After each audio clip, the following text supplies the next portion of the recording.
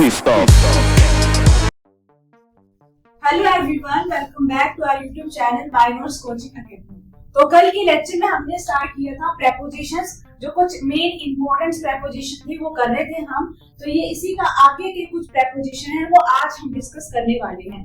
तो सबसे पहले है टू और इनटू, कहाँ कहाँ पे यूज होता है और इनका क्या मीनिंग होता है वो देख लेते हैं। दोनों का प्रयोग गतिशीलता यानी मोशन के लिए किया जाता है, जैसे आप कहीं जा रहे हो मोशन में, ठीक है। इनका प्रयोग वाक्य के अर्थ के अनुसार किया जाता है। टू का अर्थ का होता है और इनटू का अर्थ अंदर होता है। जैसे मैंने एग्जांपल लिखा है यहाँ पे, he went to market, वहां पे भी जाना, मोशन में आ रही चीज, ठीक है, तो वहां पे भी टू यूज होगा। और यहाँ पे क्या होगा, किसी चीज के थ्रू, जैसे he jumped into the wall, तो यहाँ पे लग गया पता आपको कि टू कहाँ पे यूज होगा और इनटू कहाँ पे यूज होगा।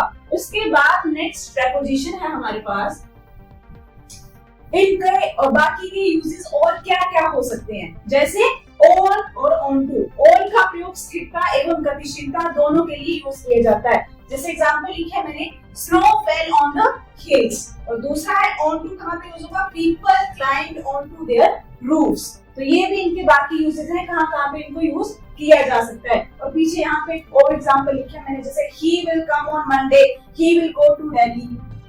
तो इस तरह से इनका यूज किया जाता है। उसके बाद नेक्स्ट आता है हमारे पास विद और बाय।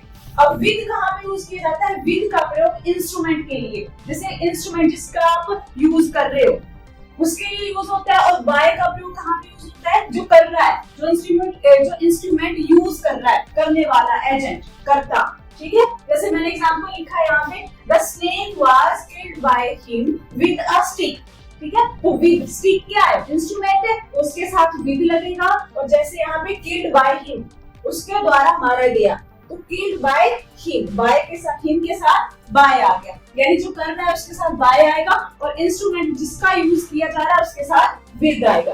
जैसे एक और एग्जांपल लिखा है, the letter was written by Suresh with a pencil. तो पेंसिल के साथ वो लिख रहा है, पेंसिल क्या इंस्ट्रूमेंट है और किसके द्वारा लिखा जा रहा है, सुरेश के द्वारा लिखा जा रहा है, तो उसके साथ बाय लगेगा। क्लियर है।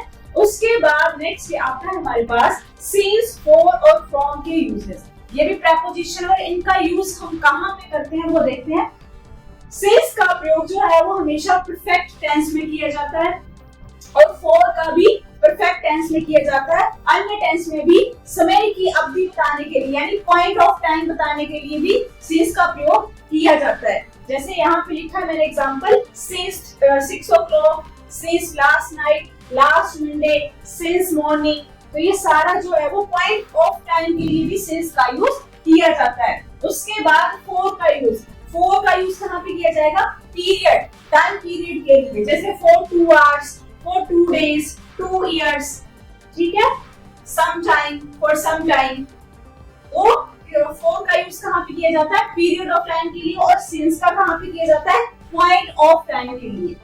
उसके बाद नेक्स्ट है फ्रॉम का यूज कहाँ पे किया जाता है, तो समय से, कार्य होने के संदर्भ में होता है फ्रॉम का यूज।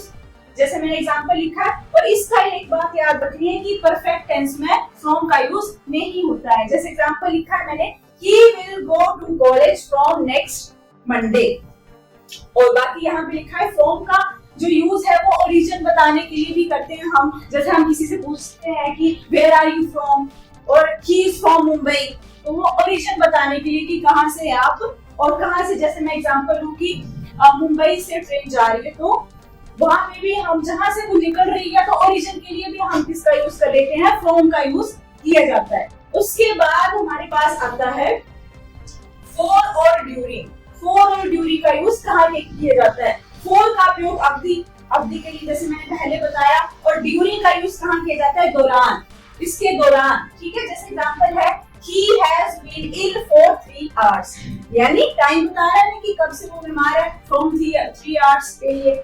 उसके बाद नेक्स्ट एग्जांपल लिखा है, it rained all Sunday but stopped during the night, दौरान, इसके दौरान ये चीज हो रही है, इसमें पूरा बताया गया है। उसके बाद नेक्स्ट आता है हमारे पास बिलो और अंडर। अब ये दोनों, बिलो और अंडर, दोनों का मतलब क्या होता है, नीचे ही होता है, लेकिन कहाँ कहाँ पे यूज किया जाएगा ये क्या बताएगा वो देखते हैं।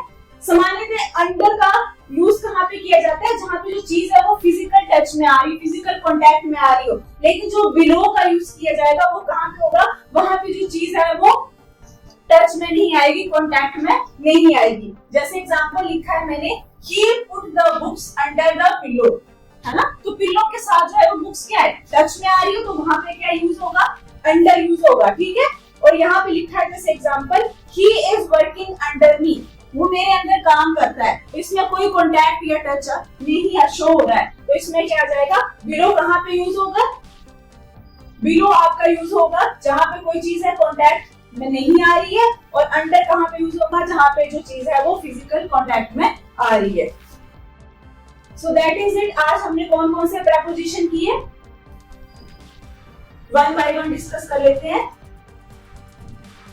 सबसे पहले टू और इनटू, टू और इनटू का यूज कहां कहां पे होता है, जैसे हमने देखा यहाँ पे दोनों मोशन के लिए यूज होते हैं।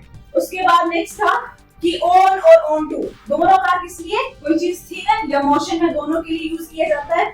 उसके बाद विद और बाय, विद का जैसे मैंने बताया इंस्ट्रूमेंट के लिए यूज होगा, और उसके बाद जो बाय है यानी जो कर रहा है, जो जिस काम को कर रहा है यानी करता है एजेंट है, वो वहां पे यूज होगा बाय। जैसे एग्जांपल लिखा था, the snake was killed by him with the stick, तो स्टिक इंस्ट्रूमेंट है, उसके साथ विद आएगा, और हिम जो कर रहा है उसके साथ बाय आएगा। उसके बाद था हमारे पास सिंस और फॉर का कहां पे यूज होगा, तो सिंस का यूज होगा पॉइंट ऑफ टाइम के लिए, और फॉर का यूज होगा कहां पे, पीरियड ऑफ टाइम के लिए। उसके बाद लास्ट है हमारे पास फॉर और ड्यूरिंग। फॉर और फॉर का मतलब क्या होता है, अवधि के लिए यूज होगा, ड्यूरिंग यानी दौरान, किसी चीज के दौरान, ठीक है। So that is it. इसके बाद भी कुछ प्रेपोजिशन है जो बच गए हैं, वो करेंगे हम कल के लेक्चर में, और इसके पिछले लेक्चर में हमने प्रेपोजिशन स्टार्ट किया था, तो आप वो देख सकते हैं। और आपको ये मेरा पढ़ाई समझ में आ रहा है तो आप हमारे चैनल को भी सब्सक्राइब कर सकते हैं। Thank you.